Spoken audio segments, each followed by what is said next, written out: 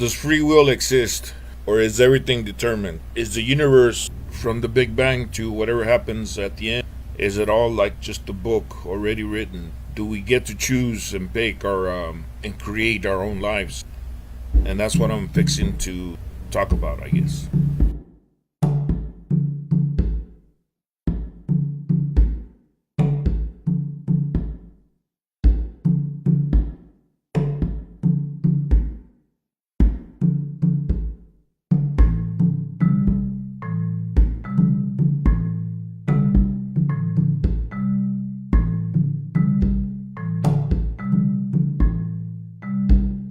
Many years ago, I used to play chess, and I was actually a little bit good at it. I enjoyed it quite a bit. The only thing was that that's all I would do.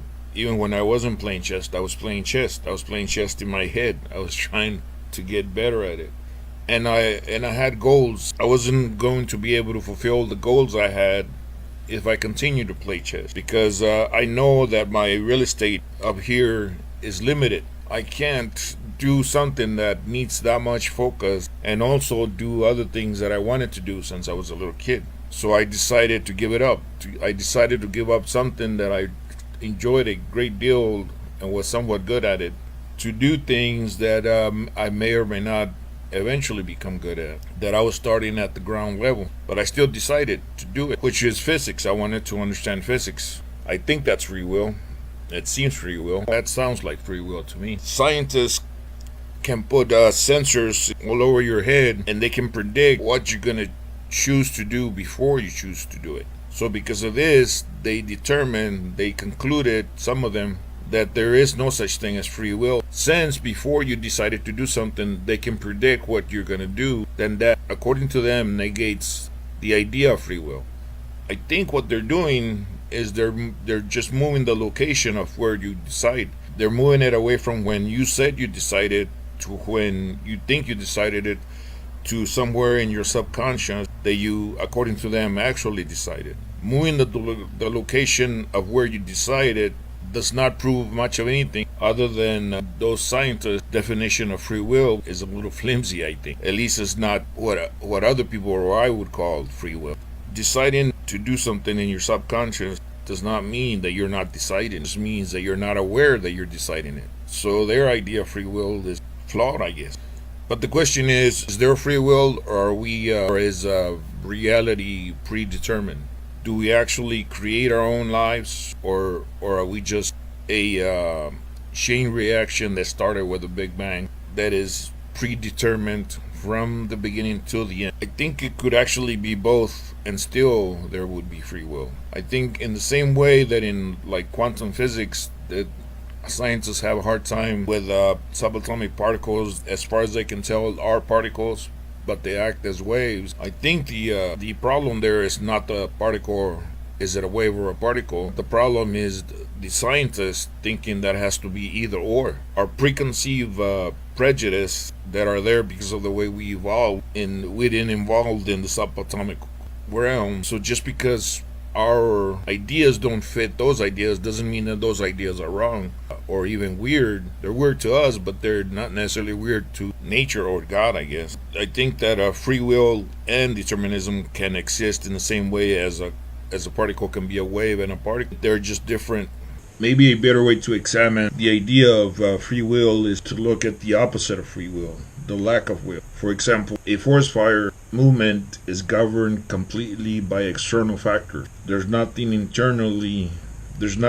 within the fire that can pick and choose what it consumes, either trees or homes or whatever.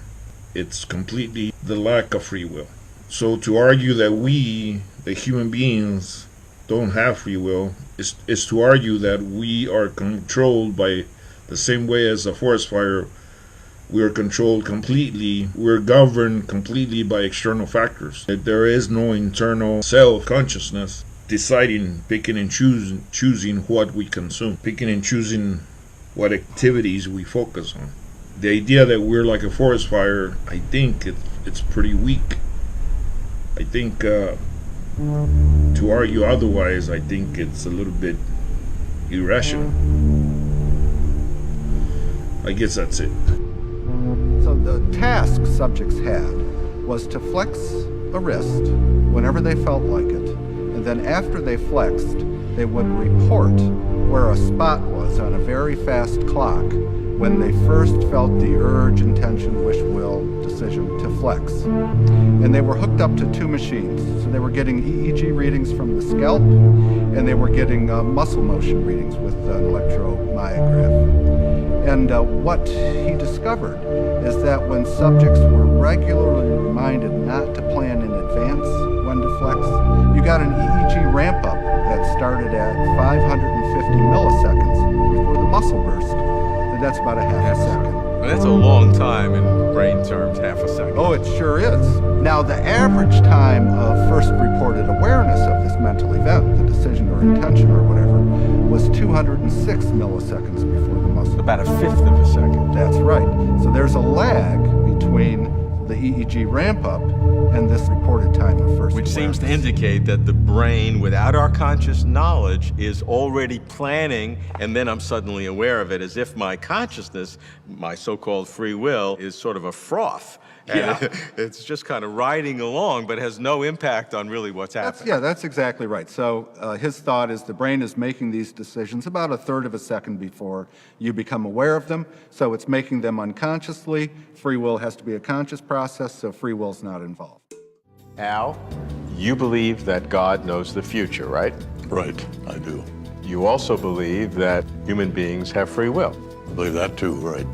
How do you reconcile the two? Well, first of all, I'd have to ask why there's a problem about that.